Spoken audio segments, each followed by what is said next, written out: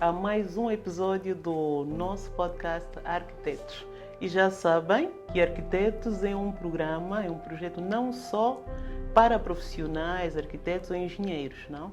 É para todos aqueles que queiram perceber mais sobre o mundo da arquitetura, a concepção de espaços, enfim, tudo aquilo que envolve esta dinâmica do território, das habitações, os edifícios, enfim, tirar as vossas dúvidas e ajudar e contribuir para melhores esclarecimentos nessa dinâmica.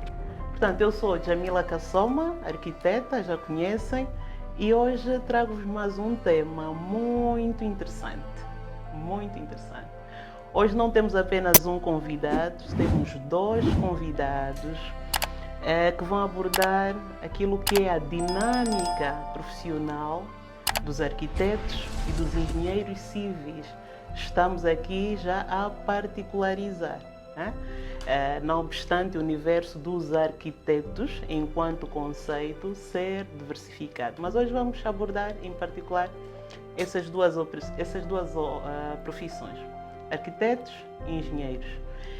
Eu trago aqui pessoas que tenho muito carinho, muito respeito, primeiro porque são profissionais angolanos de excelência que vêm desenvolvendo um trabalho muito interessante, já tive a oportunidade de vê-los trabalharem, enfim, eles próprios vão falar sobre eles mesmos, das experiências, algumas ideias para quem nos ouve, portanto vamos abordar aqui um bocadinho essas duas profissões, arquitetos e engenheiros. Portanto, temos aqui um arquiteto e um engenheiro, temos aqui o engenheiro Marco Pina, que vem da Soapro. Seja bem-vindo, engenheiro. Muito obrigado por me receberem. Okay. O engenheiro Marco Pina tem uma experiência muito diversificada, desde grandes projetos de infraestrutura, vias, construção de habitações, requalificação, por exemplo, de vias urbanas, valas de macrodrenagem, bases logísticas, enfim, um conjunto, uma experiência tão grande, tão vasta, tão diversificada, que seguramente quem está a pensar em estudar engenharia civil, quem já é engenheiro e está na dúvida para onde vai direcionar a sua atenção e seus esforços, vai gostar de ouvir. E vamos ter também o arquiteto Marcolino.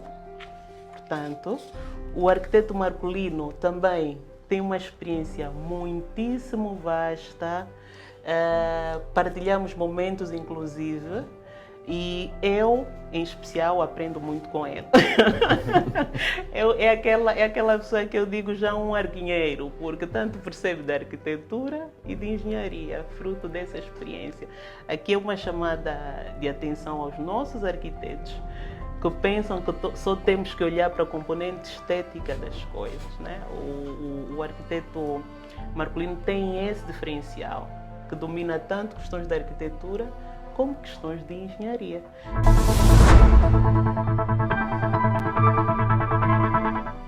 Eu gosto muito de colocar uma questão aos meus convidados, também para perceber um bocadinho o que é que os trouxe, né, para esta área, o que lhes fez escolher, se foi um sonho, se foi imposição. E acho que o tema de hoje, mais do que nunca, deve começar exatamente por aí. Então eu vou passar a palavra ao arquiteto Marcolino, engenheiro Pina. O que é que vos fez ir para a arquitetura e engenharia?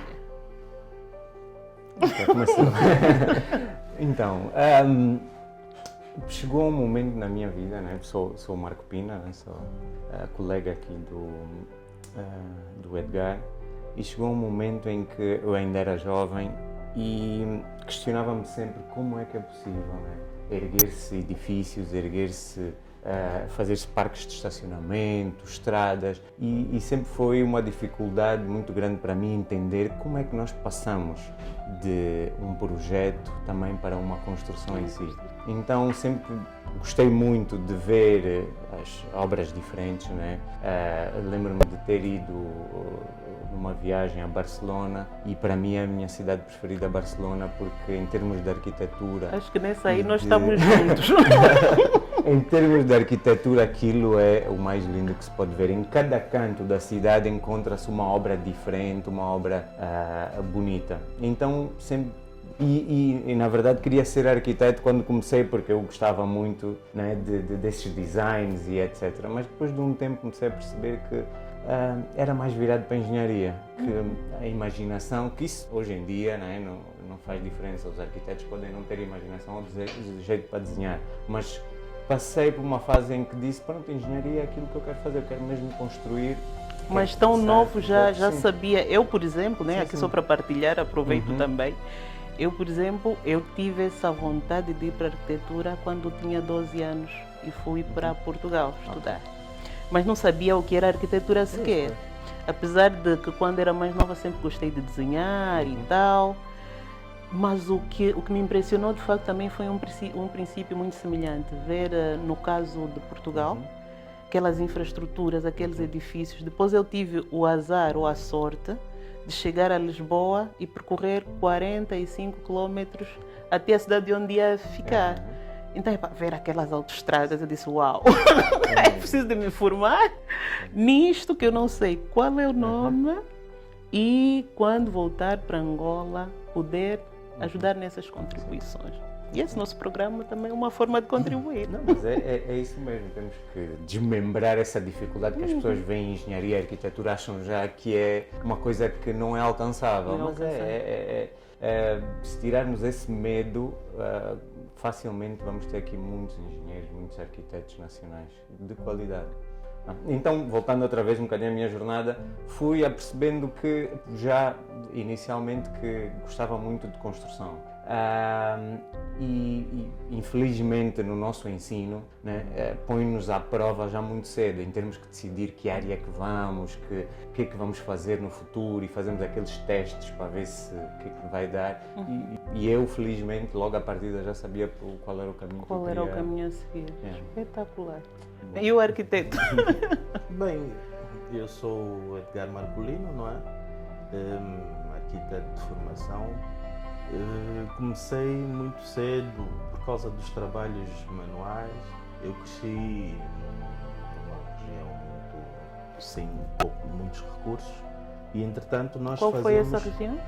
Era aqui mesmo em Luanda, na zona do Rangel, e nós tínhamos o hábito de criar as coisas, não é? Fazer trabalhos manuais e tudo mais. E desde muito cedo, quando conseguisse um carrinho de brinquedo, tinha o hábito de projetar coisas no quintal de casa, com carvão, criar estradas e isso. Deve ter apanhado muita surra dos pais. Depois para limpar era sempre uma dor de cabeça. Mas esse indivíduo está sempre aqui a arriscar o quintal, Depois acabei... sem saberem que era a origem de um grande arquiteto. Mas em contrapartida, depois de ter sido mordido por um cão e de ser muito bem cuidado no hospital público, queria ser cirurgião. Mas tinha vocação para desenho e sempre gostei de disciplinas práticas, como a gente chama. E assim fui levando, até que chegou a fase de decidir. E aí comecei a fazer construção civil. Nem fiz desenhador projetista na altura no Macarenco, fiz técnico de obra. Mal termino o ensino médio, entrei para uma empresa de construção e de lá e desta área já não saí. Portanto, trabalhei... Ou seja, a arquitetura veio depois. Trabalhei durante alguns anos na área de engenharia, não é? E depois é que comecei-me a formar. Formei-me cá, em Luanda mesmo, e decidi fazer arquitetura e urbanismo. Entretanto, sempre pensei em abarcar maior experiência na área de engenharia, porque podia ver tanto arquitetura como engenharia. Por isso é que formei-me em arquitetura e trabalho na área de engenharia. Mas com a vossa experiência, nossa, no fundo, nós todos, há uma questão que às vezes me coloco sempre. Será que faz diferença a nota ou ser um bom aluno de excelência? Sim, não faz nenhuma diferença. Eu acho que não, isso é porque eu tenho casos, né? Isso é muito curioso, porque eu tenho casos de colegas que eram top das salas, né? E hoje em dia estão em posições ou não conseguem lidar com o trabalho. Eram bons a estudar, mas profissionalmente trabalhar não conseguem ser tão bons como era só em ler e aprender as coisas. Tinham boa memória às vezes. E às vezes o trabalho não é só aquilo que nós aprendemos, né? Essas relações. Há pessoas que não sabem relacionar com os outros, trabalhar em equipa, que hoje em dia é muito importante, né? Ter uma boa relação com os colegas, que hoje em dia também é muito importante. E não têm essas capacidades. Pois, essa questão que eu faço, às vezes vejo os mais jovens, os arquitetos mais jovens, ou os que estão ainda em fase de formação, e em tempos tive uma experiência muito interessante com uma jovem que estava a ajudar o seu trabalho de final de curso, e ela disse: arquiteto, eu quero ter 20. E eu olhei para ela: espera, vamos começar ainda do início.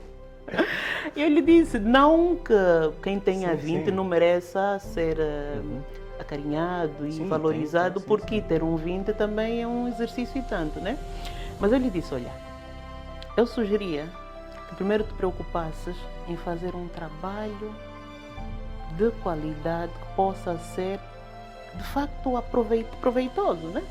Muitas vezes fazemos trabalhos que de facto, quando olhamos na prática a sua aplicabilidade, às vezes nem têm contexto sequer. Ele disse: quando você tiver essa preocupação, vai ver que o 20, a dada altura, vem de forma natural, e mais do que vir de forma natural, você até pode não ter um 20, mas vais ver benefícios reais desse trabalho que você fez. Então, eu por acaso também sou daquelas pessoas que acho que mais do que sermos bons alunos, é sermos bons profissionais. Construirmos um perfil para nós, né? Queremos ser com vários domínios, e é isso que nós vamos ver ao longo do programa. Porque eu sei que, para além de engenheiros e arquitetos, tem muitas formações complementares. E estamos a abrir agora este ramo na nossa empresa de formações, que vamos falar já. Que vamos falar também. Eu gostaria que também mostrassem aqui para os nossos espectadores que experiências é que tiveram. Falamos há bocado do que motivou, agora que experiências é que tiveram que fizeram esses arquitetos, esses engenheiros de grande valor, comprovados. Acho que nunca vamos chegar lá, né? Isso não. Parece que a meta vai sempre fugindo e nós sempre... A luta é contínua. A luta é contínua, é verdade. É sempre. Então, para mim, eu acho que quando comecei a trabalhar, foi, para ser sincero, em termos de carreira, foi o pior período que eu tive em termos de trabalho. Porque eu cheguei, comecei a trabalhar, e nos primeiros 4, 5 meses parecia que não sabia nada. Eu estava ali com pessoas que já estavam há 20, 30 anos, e eles sabiam de tanto que eu estava ali perdido nas reuniões de obra. Eu ficava a dizer: mas como as pessoas sabem tanto? Mas não sabem, os engenheiros civis não sabem só de mecânicas, eles sabem de hidráulica, eles sabem um pouco de tudo, eletricidade, e é isso que nós temos que ter como os engenheiros, essa flexibilidade e aprender pouco a pouco, não? E então eu ficava: porra, agora olha, vou estudar. Começava a estudar: olha, vou aprender sobre tubagens, e aprendia. A semana seguinte já era alvenaria, depois aprendi alvenarias, a semana seguinte era sempre uma coisa nova que eu achava que nunca conseguia alcançar. Então foi muito difícil essa entrada no mercado, portanto foi a pior fase. Depois fui aprendendo pouco a pouco a gerir esse não saber, e preparando-me para as reuniões, e preparando-me para as situações, e estando mais preparado, e aí já foi mais fácil. Mas a obra, ou o projeto em que eu tive, tirando este novo, que já vamos falar um bocadinho daqui a bocado, mas o projeto de construção que eu tive, que mais gostei, foi ali a reabilitação da obra do Mutiacavel. Isso foi, aquilo foi uma aula de história que eu tive ali. Pronto, foi a escola, portanto. A escola, assim, o detalhe naquilo que nós fizemos. Pelo aquilo que vi, a escola realizou muito bem a reabilitação. pronto. Yeah, Só para muito terem, bem. o projeto inicial era para destruir e fazer tudo de novo. Fazer tudo novo. Pá, isso chegaram os dirigentes uma vez daqui do nosso país e disseram, pá, não podemos fazer isso, não dá para partir e depois, apesar, pronto, novo é novo, não é? Mas, pá, isso é a história, né? O valor da história. E foi muito giro ver os antigos alunos a voltarem lá depois da reabilitação e muitos choravam, né? Muitos olhavam para aquelas salas e choravam porque passaram ali a vida, Eu costumo dizer contentores de história.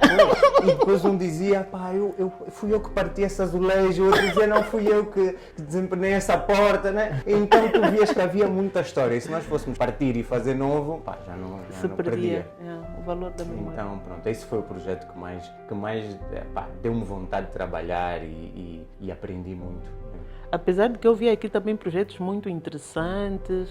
Sim, pois o resto é mais... Que os engenheiros às vezes saem já da universidade. Não, eu quero estar ali a fazer grandes estradas, grandes pontes, não sei o quê. Quer dizer...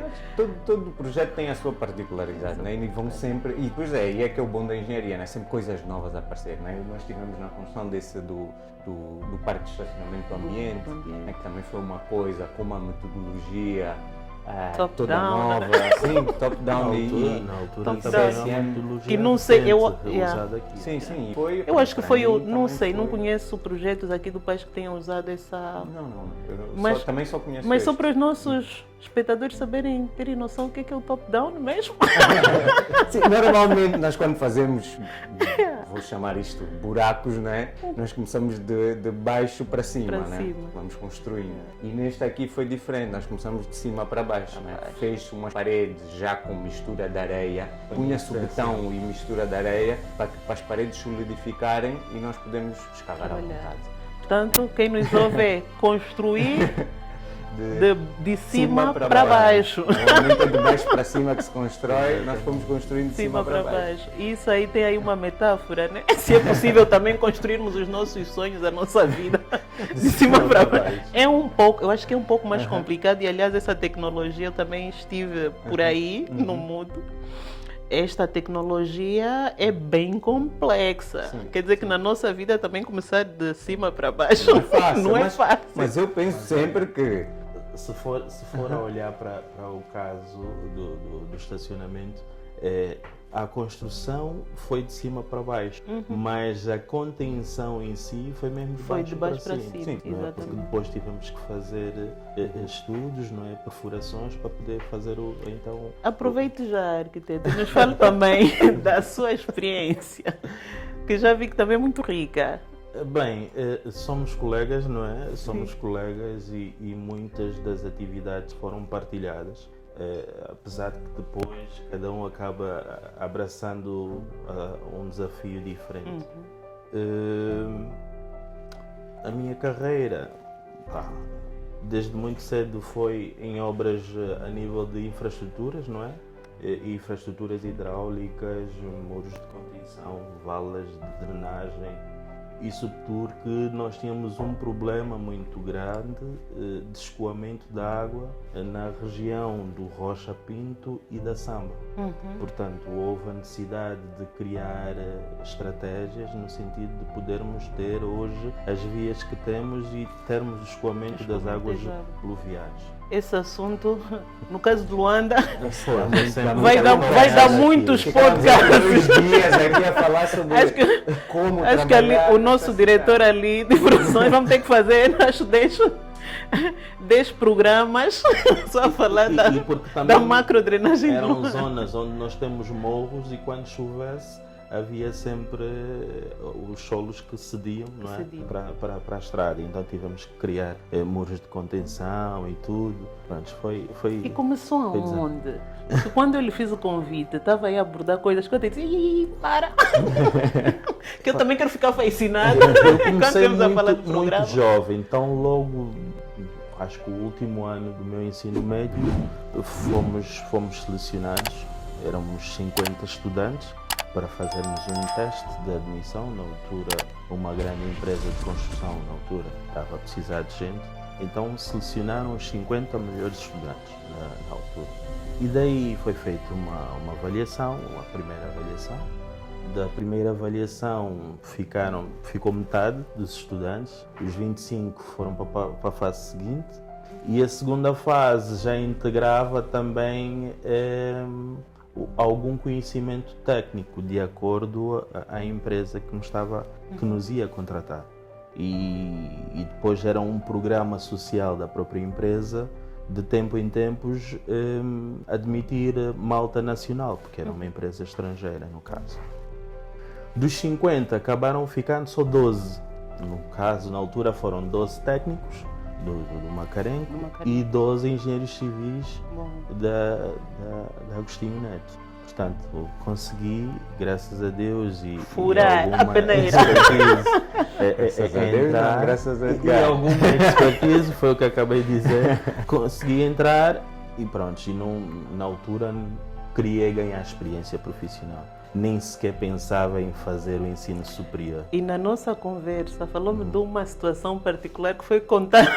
Sim, na altura, e para quem começa é sempre um desafio muito grande.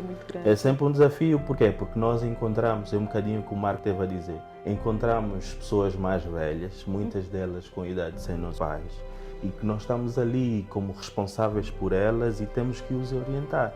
Se não tivermos aí algum cuidado na comunicação, não é? E na maneira como vamos orientar essas pessoas, nós nunca vamos conseguir, porque precisamos da experiência destas pessoas. E foi um bocadinho o que acabou acontecendo. Eu tinha uma aceitação das pessoas mais velhas, mas tinha uma rejeição das pessoas da minha faixa etária. Então lhe mandaram encontrar era atados de varões, né? Pois a empresa, por incrível que pareça, não sabia o estoque que tinha de armaduras. De armadura em armaduras.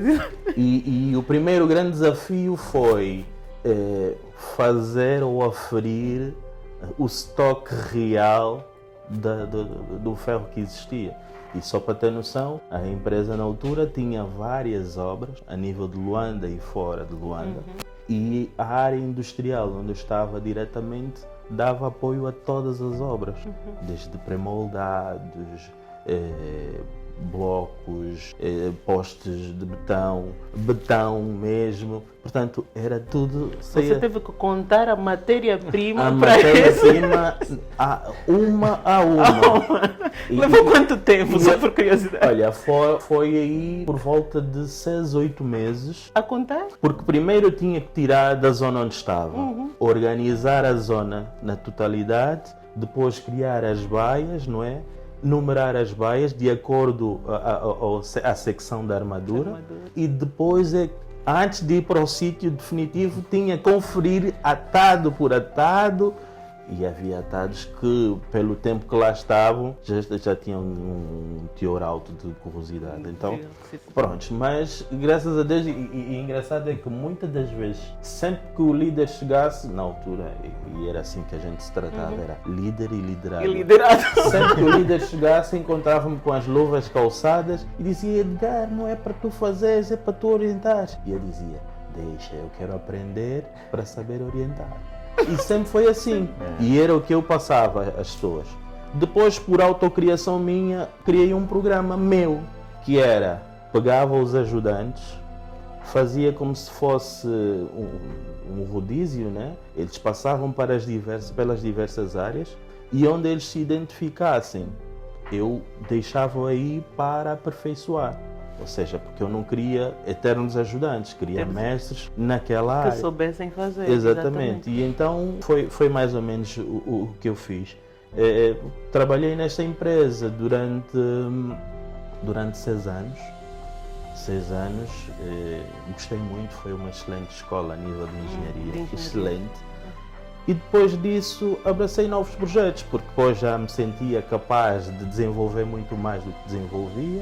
Queria fazer arquitetura, queria estudar e Mas, não por exemplo, tive como possibilidade. arquiteto, quais são os projetos que trabalhou? E essa questão eu coloco porque, por exemplo, na nossa área, arquitetura, às vezes sinto que os próprios arquitetos sentem-se limitados. Limitados no sentido, não, vamos só trabalhar com projetos, com criação de edifícios, a questão urbanística, o que for. Mas o curioso é que o Edgar está a falar de experiências até como contar as armaduras, né? E não só, uma experiência muito rica a nível de obras, né? Eu acho que tem sido muito mais fácil encontrar mais engenheiros envolvidos em obra e até mesmo do ponto de vista do público, de um modo geral, o que se pensa é o arquiteto é só para o projeto, a obra é o engenheiro, mas o facto é que ambos tanto estão na componente de projetos como na componente de obra. Certo. Ou seja, unha e dedo, né? Como se diz. E sempre a Eternos discutirem. Condenados a andar de mão dada. E sempre a discutirem. Pois, e nesse sentido, o que é que eu gostaria que vocês também, na vossa perspectiva e com base na vossa experiência, elucidassem aos nossos espectadores, né? É um engenheiro recém-licenciado. Primeiro até vamos um bocadinho mais atrás. Eu que quero ir para a universidade e a primeira questão que se coloca, até estamos em altura das pessoas escolherem as suas áreas, né? É, o que eu vou fazer como engenheiro? Né? Primeiro para o engenheiro Marco, o que é que alguém que quer estudar engenharia poderá fazer, só para terem noção daquilo que é o campo de atuação? Não, né? Aí a questão é que um engenheiro, né, tu vou falar de civil, Civil, no caso, sim. tem, nem sei quantas, mas áreas de impacto, ou áreas de poder fornecer, ou exercer engenharia, muitas que vai de estrutura, vai de gestão, vai hidráulica, o que for. O engenheiro civil tem muitas áreas, só para terem noção também e as pessoas perceberem um bocadinho.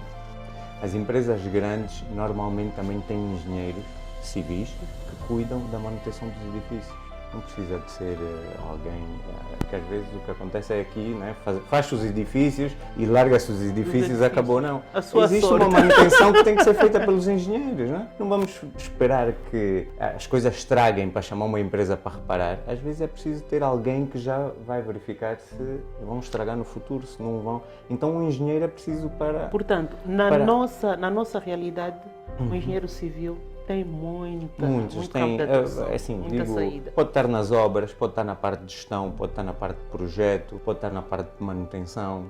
Portanto, pode estar na consultoria, por exemplo. Também. Eu acho que é uma área que também...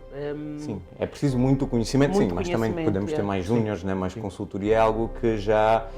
Nós temos que partilhar aqui uma expertise, algo que nós vamos conseguir ajudar o cliente a escolher ou a definir, mas para quem está a começar, pronto, tem que passar, como diz o Edgar, quando está muito atado. Muito atado. Como eu, com muita humildade. No mundo. Eu, por exemplo, arrumei muitos arquivos. Temos que passar por isso para entendermos como é que as coisas funcionam. Olha, houve um dia, quando entrei para Sonangol, fiquei o dia todo a arrumar arquivos. Desenhos, não sei o quê. E ficava, mas, estudei arquitetura para arrumar arquivos. Mas eu hoje dou muita importância a essas atividades que parecem de menor importância, mas depois na vida prática da gestão de projetos, saber como um arquivo é arrumado, como é que as peças se organizam e tal, faz toda a diferença. Faz toda. Portanto, eu acho que é importante passarmos por todas as fases, não é? Por todas as fases. Ir da contagem ou da verificação. E o que acontece muito quando saímos, né, das universidades é que não temos bem noção do que é que vamos fazer, do que é que nos espera. Mas, sim, é sempre possível pesquisarmos e estarmos cientes daquilo que queremos, né? Mas só depois de estarmos no trabalho é que realmente percebemos o que é que estamos a fazer e aí vai mudando, não é? Eu acho que eu cheguei a um ponto em que achei que da minha carreira, né, eu sempre tive colega do Edgar, né, obras e etc.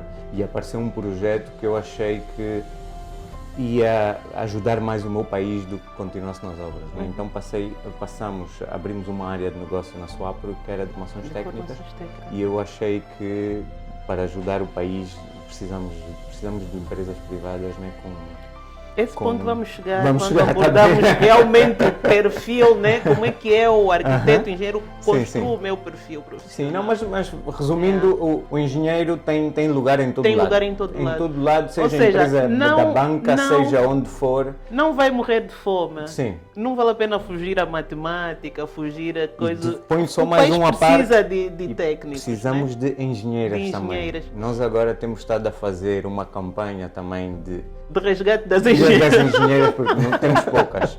Eu Muito conheço poucas. muitas que estão ali, Temos muito poucas. só que vou mesmo cortar, porque as minhas colegas às vezes têm algum receio de falar, de apresentar. Pois.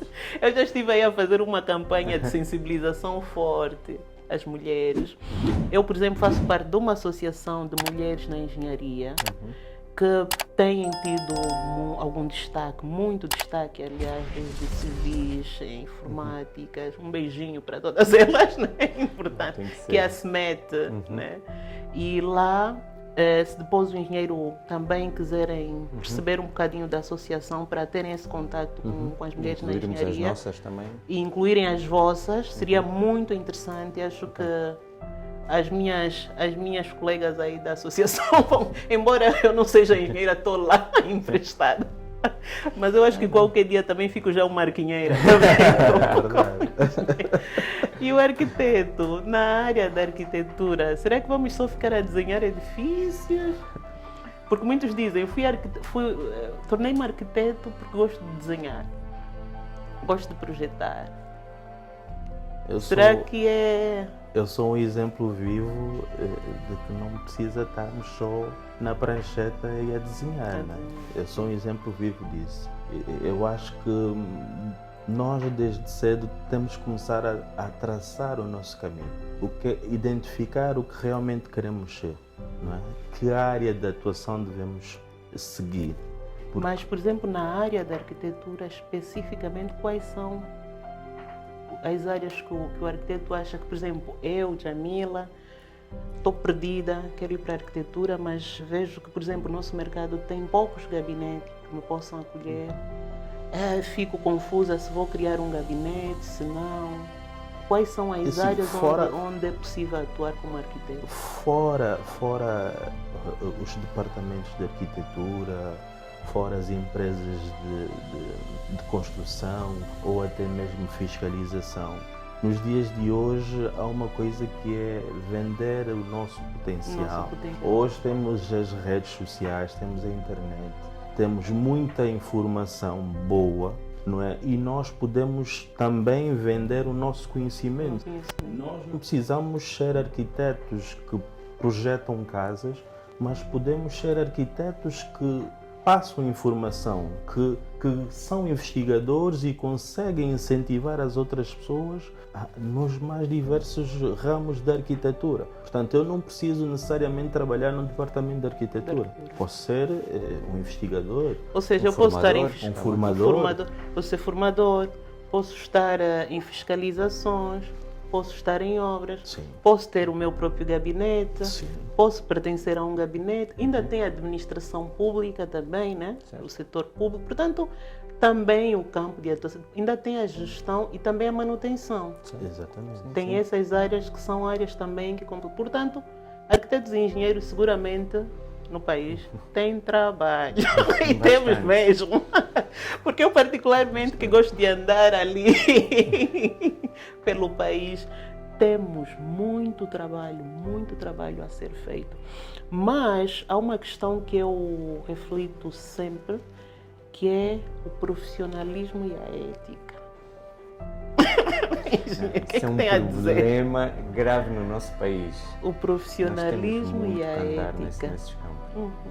Porque ainda é muito normal nós não cumprirmos com a ética profissional. Ainda é muito normal não termos o profissionalismo com os nossos colegas, com os clientes. Não damos ainda esse valor que, quando vamos a outros países em que dá-se muito valor ao cliente, aqui ainda temos muito pá, damos o que temos, há de ser suficiente. Quer.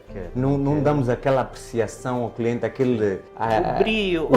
Aquilo que o cliente diz, pô, saí daqui satisfeito. Sim, senhora, trataram-me bem. Isso até é transversal, né? Agora Sim, nas pá, nossas nós áreas. estamos a caminhar e estamos a ir bem, mas ainda temos que, por exemplo, dou o exemplo, eu quando tenho obras ou quando faço algum serviço, isso no geral, nunca tenho como é que se chama? Um questionário de satisfação. Nós agora temos estado a investir bastante nisso, em cada obra que acaba temos que ter sempre um questionário para saber o que é que correu mal, como é que podemos melhorar, o feedback. Isso é sempre algo que aqui tem que se trabalhar muito nisso da relação com os clientes. Em termos de ética, pronto, isso é um assunto cabeludo. Vamos resgatar. Que ainda vivemos muito, né, dos esquemas e dos trabalhos que sempre fez parte, né, do nosso ADN, né, esse fazer várias coisas, muitas e que acaba sempre por prejudicar um bocadinho a nossa vida profissional em termos dos negócios à parte. Por exemplo, engenheiro, quando reflito, por exemplo, na questão profissional e a ética, eu coloco sempre a questão da empatia. Certo, sim, isso também. Nos colocar no lado de quem começa logo pelo cliente, do utilizador, do edifício que nós estamos a projetar ou a construir. Né? Pensar o que eu estou a fazer algo que é para pessoas. Né? A responsabilidade com os assuntos. Olho também para a questão da disciplina. Eu, daquilo que foi contando do percurso, quer o arquiteto Edgar e o engenheiro Marcos, há uma coisa que me veio à cabeça que é a disciplina. A disciplina de quando diz que insistiu que tinha mesmo que contar, né? Para aprender. A disciplina, questão de a confidencialidade dos assuntos. Né? Todos nós estivemos já envolvidos em processos de trabalho complicado. Essa questão da confidencialidade do assunto que você trata com o teu cliente e que deve ser preservado e adstrito a vocês do ponto de vista profissional. Ou seja, o projeto que eu fiz para este não é o mesmo que eu vou usar depois para um próximo cliente. Né? Claro.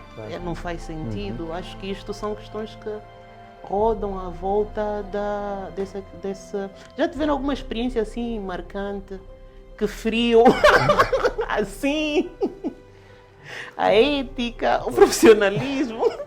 É que somos postos à prova todos os santos dias. Sim, isso, nas obras é sempre uma coisa recorrente. Não? Eu acho que lembro-me que a primeira foi a segunda ou terceira reunião que fiz de obra, ainda muito recente, saí dali a dizer, mas o que é que se passou? Gritos, discussões e insultos e parece que nas obras onde andei era uma coisa muito recorrente. Não é?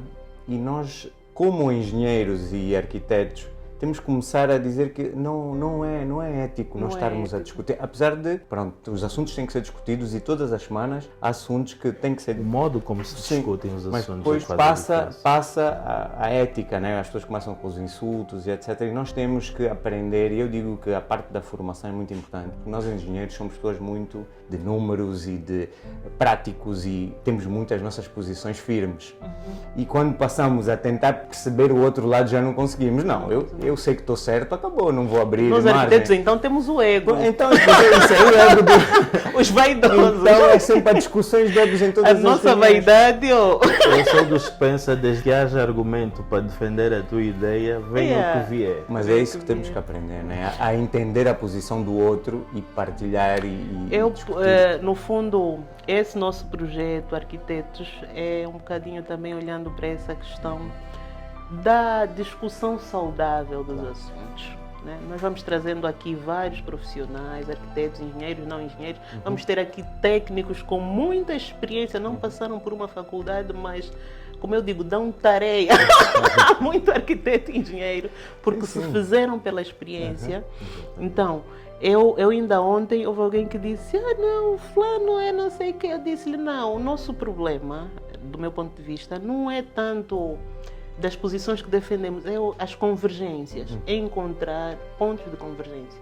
Daquilo que é a abordagem do arquiteto Edgar, do engenheiro, a minha, porque com certeza alguns vamos ter abordagens diferentes. Não é possível 200 pessoas pensarem todos da mesma forma, né? E o objetivo é mesmo termos opiniões diferentes. Exatamente, para construir coisas mais, mais sólidas. Claro.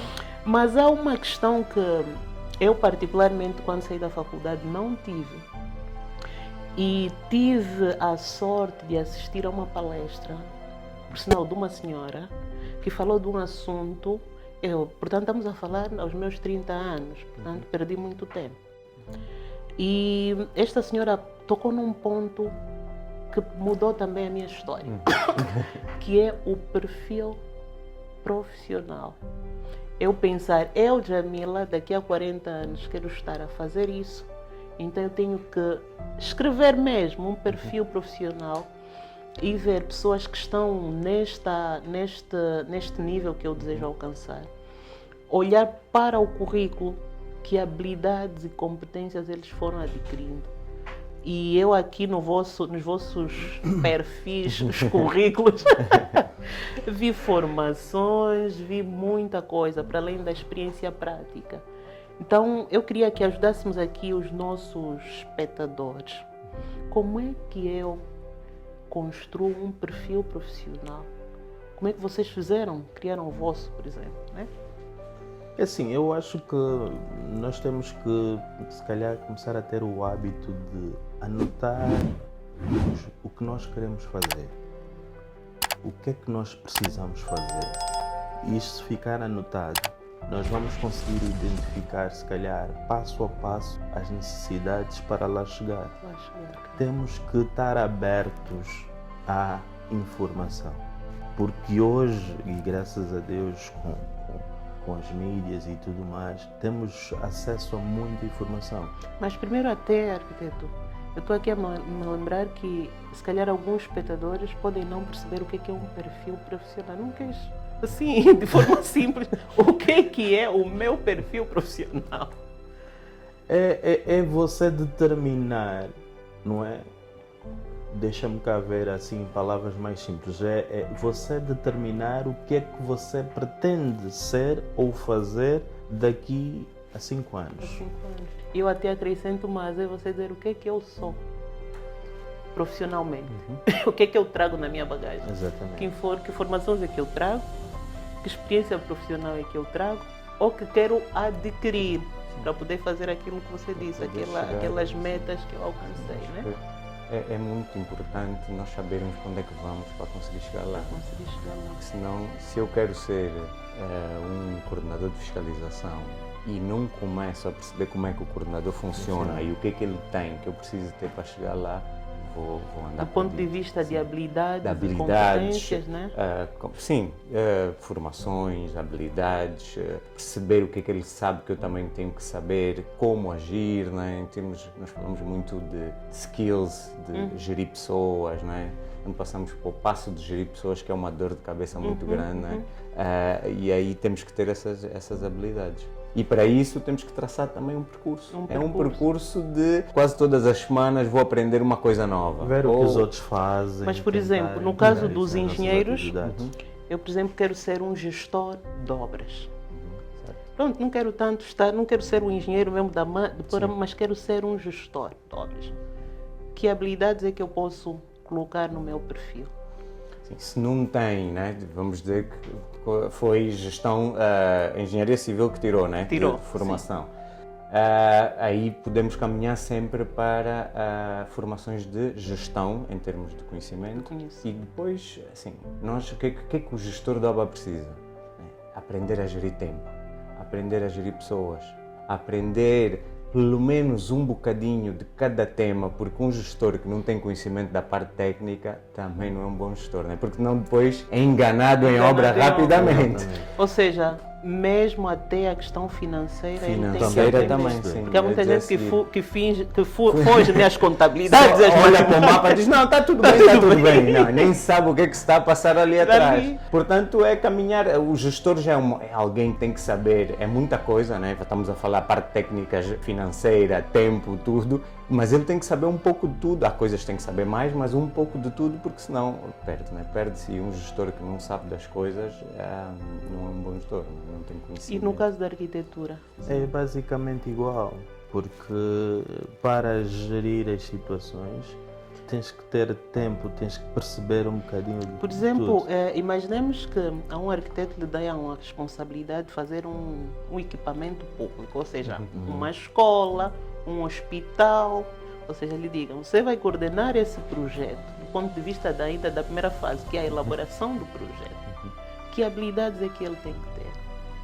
Tem que saber coordenar as equipas. Tem que identificar as necessidades. Ou seja, não pode ir lutar com os engenheiros. Tem que identificar as necessidades, saber liderar as equipas para poder dar resposta àquela questão. Porque senão vamos criar equipamentos que depois em zonas que não funcionam. Não funciona. Por que eu coloquei essa questão e brinquei aqui, não pode ir lutar com o engenheiro?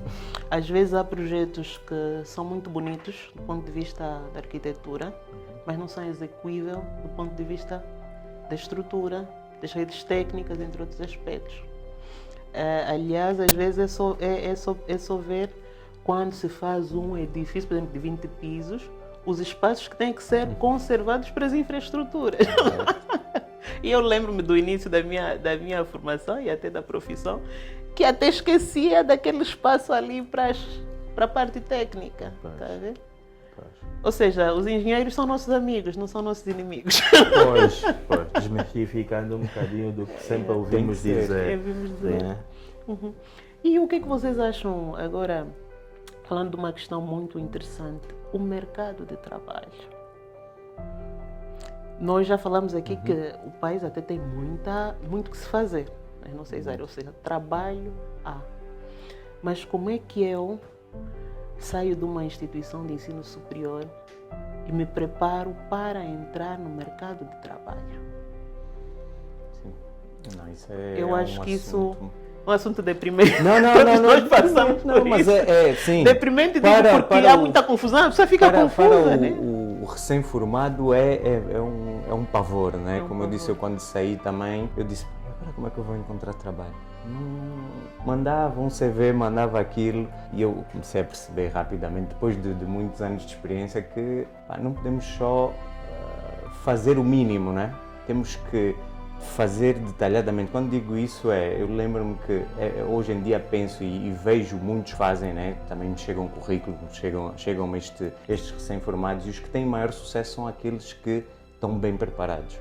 Quando digo bem preparado se eu vou vou aplicar para uma empresa, né? Vou entregar um currículo, tal eu fazer um textozito, perceber um bocadinho como é que a empresa funciona, ver quem são os intervenientes que eu tenho que mandar um CV e vou escrever um bocadinho, olha, eu vi que a vossa empresa trabalha no ramo X, faz isto, e eu como na universidade tive boa nota nisto, e já até fiz um projeto disto, e isso cria logo para quem está a ler e vai analisar e diz, essa pessoa pensou em mim, olhou para a minha empresa, alguém que é interessado. Né? E depois olhar para o currículo. Ou seja, não mandou só a espalhar. Está aqui o meu CV, graduei, está aqui. Não. Dá logo para ver quem perdeu tempo, né? a fazer esse, como é que eles chamam? Esse trabalho de casa. E são esses trabalhadores que as empresas querem, né? Esses trabalhadores que se empenham no detalhe, não é só... Ou seja, no fundo a relação emocional, o vínculo, essa questão de sentir que o arquiteto ou engenheiro que está a vir nos pedir emprego nos conhece também. Cria essa empatia, né? Quando criamos essa empatia, nem que for pelo Edgar, olha, engenheiro Marco, eu conheço o Edgar, até pode conhecer o Edgar de qualquer coisa, olha, mas tem aqui o meu currículo, eu não sei se está interessado, eu já vou criar ali uma empatia, olha, ele conhece o Edgar, já vou dar uma prioridade àquele CV porque é alguém que criou aqui uma conexão comigo.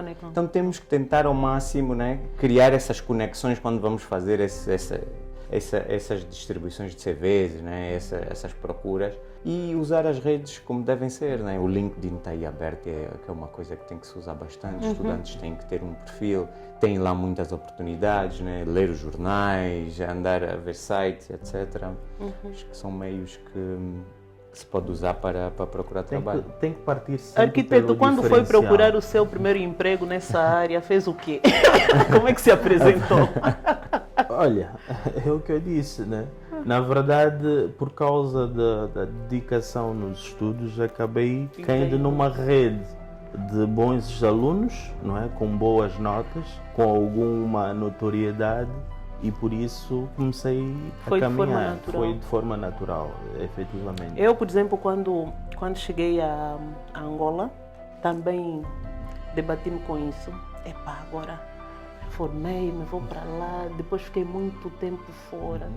Como é que eu vou me reconectar? Como é que vou fazer para entrar? A primeira coisa que fiz, eu sempre gostei de ensino também. Preparei o currículo, fui vendo quais são as instituições que lecionam arquitetura. O primeiro contacto eu lembro que fiz mesmo com Agostinho Neto, com a arquiteta Isabel. Fui lá, era muito magrinha. Não, mas porque eu acho que tem que ser ousado. Onde é que é a faculdade ou o gabinete, né? É ali. Quem é que coordena a arquiteta? Fui lá, bati mesmo à porta, a arquiteta Isabel, todas nós conhecemos, que é uma mulher firme e forte. Olhou para mim. Isto é uma instituição pública, tem que ser concurso.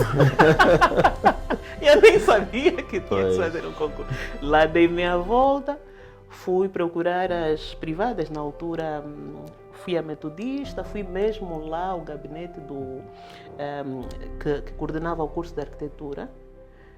Com esta questão que falou muito importante, a carta da apresentação, o currículo que ainda era miserável, mas era meu, e eu tinha orgulho da minha miséria. Não, mas é. Fui lá, olha, gostaria de precisarem de um professor auxiliar, está aqui, gosto desta cadeira, esta, sinto-me à vontade. E estive por lá 3 anos.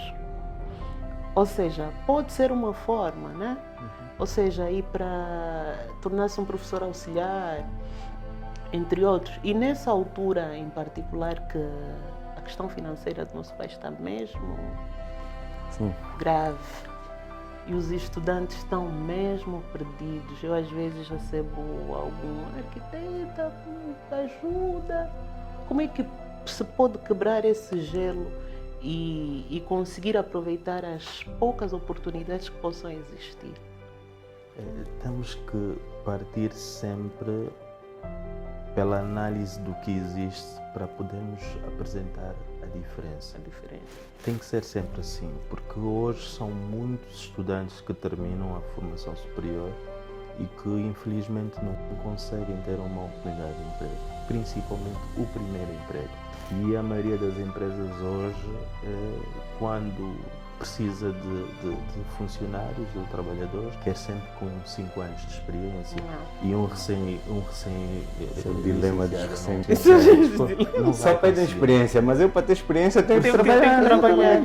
Mas a diferença na abordagem, a diferença na apresentação, o primeiro contacto vale muito.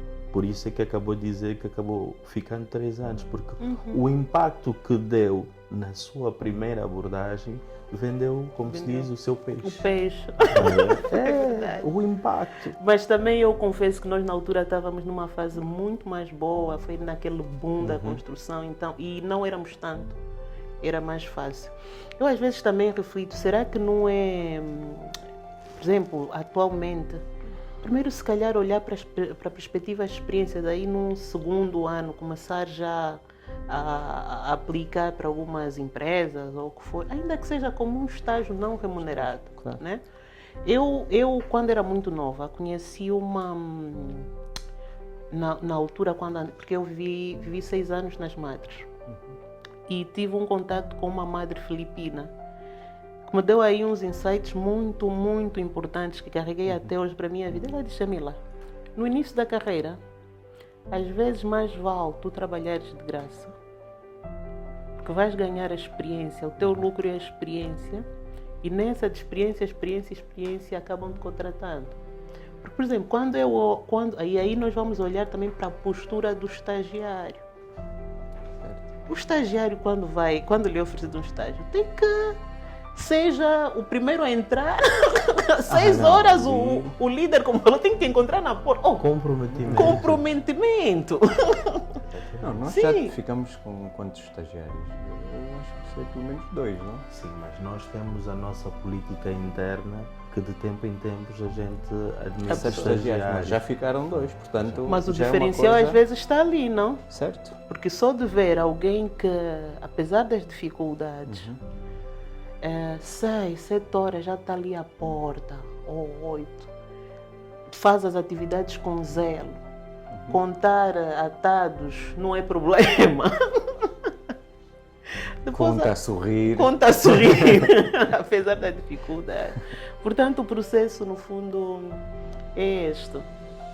Bem, a nossa conversa está muito interessante. Acho que podíamos ficar aqui o dia todo a falar. Mas uma questão que eu gostaria de colocar-vos, né? Em função da vossa vasta experiência, quais são os projetos? Atualmente, ambos fazem parte da SWAP, como já falaram, uma empresa também referência. Quem é que não conhece a SWAP? Uma escola. Quais são os projetos que vocês participaram? Eu, por exemplo, vi aqui o Hospital de Cabinda, a nível do arquiteto, a nova sede do Ministério dos Petróleos, entre outros, né? Quais foram os projetos que vos marcaram? Pela aprendizagem, a qualidade técnica, que vocês disseram mesmo, uau, eu participei disto. Bem, assim, o primeiro projeto que me deixou assim impactado, e isso por ser no início de estar na SOAPRO, foi efetivamente a sede. Na altura era o Banco Milênio, que era a tesouraria sede do Banco Milênio, por causa do nível primeiro da qualidade do empreiteiro, não é? Da qualidade do empreiteiro, que era alguém que também era uma empresa portuguesa que tinha know-how para isso. Depois, pelo que foi executado ali a nível de soluções de segurança, de soluções de execução, porque aquilo é uma autêntica caixa forte, porque era a sede, era ali onde tínhamos Guardam as grandes dinheiro. contagens e tudo mais. Portanto, foi um projeto que realmente me deixou, porque não pensava que um dia fosse executar ou fiscalizar uma empreitada daquelas. A nível de projetos assim para terceiros, apesar de ser arquiteto, eu gosto de coisas, como é que eu posso explicar? Obras de imponência e com impacto social. Não é? E então obras do género deixam-me sempre orgulhosos, porque eu noto que está a haver algum desenvolvimento em prol de uma comunidade. E Portanto, já participou de alguma desta natureza? Já, logo no início da carreira, não é? Que eu acabei de dizer, ainda nem era arquiteto sequer. Não é? Agora, uma expectativa assim para o futuro de Angola, eu acho que, apesar de todas as dificuldades que a gente vive, é notório que a gente tem essas dificuldades. Se não corrermos por uma comunicação simples e não corrermos sempre pela formação ou informação, nós não vamos conseguir. Eu acho que a nossa educação faz total diferença para qualquer área do saber. Portanto, temos que sempre, como eu posso dizer, pronto, temos que primeiro é olhar para a nossa educação de casa, os valores, a moral. Os valores, a moral, e depois transferir isso para a nossa área profissional e buscando sempre o autocrescimento. E para o engenheiro? Para mim, pronto, eu já falei um bocadinho do projeto da Escola do Muto, mas outros que tiveram algum impacto na minha carreira foi esse Hospital de Cabinda, foi algo importante, que sente-se que é algo que se precisa, né? Hospitais e escolas, também tive uma escola no Bengo, mas o mais difícil, aquilo que foi mais, como é que eu posso, desafiante, foi a base logística que fizemos em Viana. Porque essa aqui era um cliente que exigia muito, pois tinha mesmo que acabar na data, que hoje em dia, né, acabar projetos na data programada. Eu acho que de toda a minha carreira, só esse é que eu consegui acabar na data. Mas eu acho que esse até atualmente é o maior desafio. Sim. né? É um dos Cumprimento maiores. Para além do da prazo. qualidade, é o cumprimento do prazo. Do prazo, É, sim. cumprimento Foi o do único prazo. projeto que eu consegui acabar e foi em prazo recorde, acho que foi em 8 meses. 8 meses. 8 meses, portanto, porque eles precisavam, né? Precisavam ter o seu espaço, armazenar os seus. Vamos livros. ter um programa também para falar dessa questão de prazos, dinheiros. Por quê? Porque, por exemplo, as pessoas reclamam, a obra tal está paralisada, certo, não sei o quê.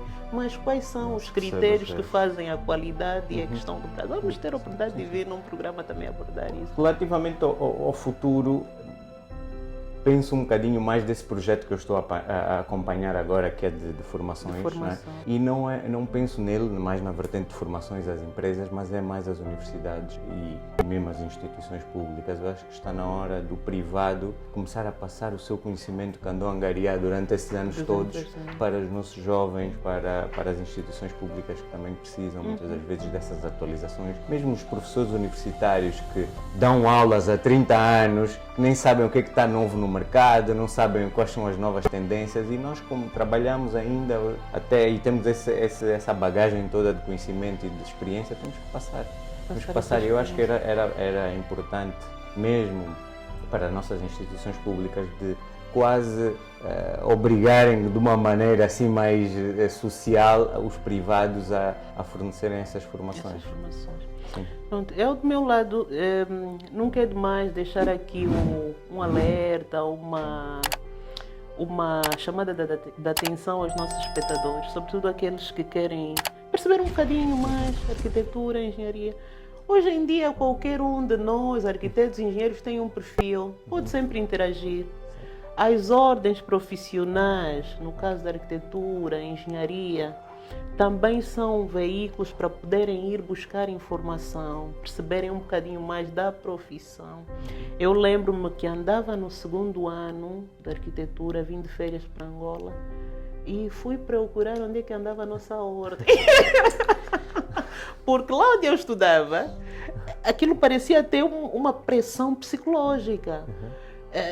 Porque para entrar na ordem lá tinhas que passar num exame de sei lá das quantas, tinhas que ter Hoje em dia já se faz exame. Sim, eu quando quando entrei, entrei não, sim, mas sim, por exemplo, não, a pressão que eu tive na altura quando andava já quase no 2º obrigatório, ano, né? era tipo, o exame da ordem era uma coisa séria. Então vinha com essa pressão, espera lá, eu vou trabalhar para Angola, a ordem de engenheiro, hoje em dia, o que é que existe lá? Deixa-me perceber antes que chegue lá e depois sou barrada do exercício da profissão. Também darmos essa importância à ordem. As ordens profissionais, eu acho que são de extrema importância, quer para ajudarem a estabelecer a relação com os recém-licenciados, aqueles que pensam a vir a estudar.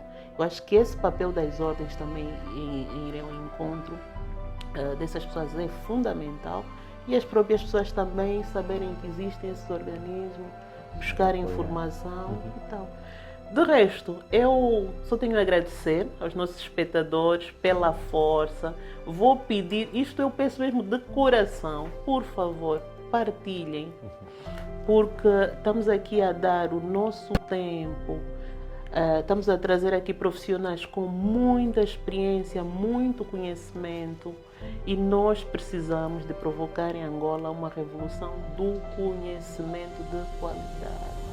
Eu às vezes vejo com muita tristeza de divulgarem coisas que não agregam tanto valor. São interessantes, para coisas, mas não agregam tanto valor. Mas agora, quando se trata de questões tão importantes para abrir as mentes, para perceberem que no país temos profissionais brilhantes, técnicos brilhantes, que têm conhecimento, nós não promovemos. E Arquitetos é um projeto que eu digo democrático. Não se trata aqui de promover a Jamila, o Edgar, o Marcos, entre outros que nós vamos vir a receber.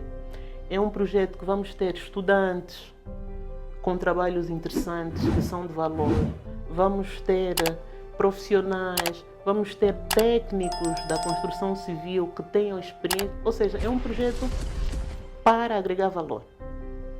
Então, eu vou agradecer que partilhem, que divulguem. fazer. E que permitam que o conhecimento tenha aqui um fluxo de energia e vai. E vamos dizer que estamos aqui abertos também aos nossos, quem queira patrocinar, porque vamos ter de futuro um quadro interessante voltado à questão social. Então vão ser chamados também a contribuir, porque eu sei que o lado social nos persegue. Tanto o arquiteto, eu, o engenheiro, também já tivemos envolvidos em questões mesmo sociais de emprestar o nosso conhecimento, sabe? Então, muito obrigado pelo vosso tempo. Muito obrigada a quem ficou até ao fim, resistiu ao tempo. E qualquer coisa, mandem as vossas dúvidas, sugestão de temas para as nossas plataformas, tá? Muito obrigada.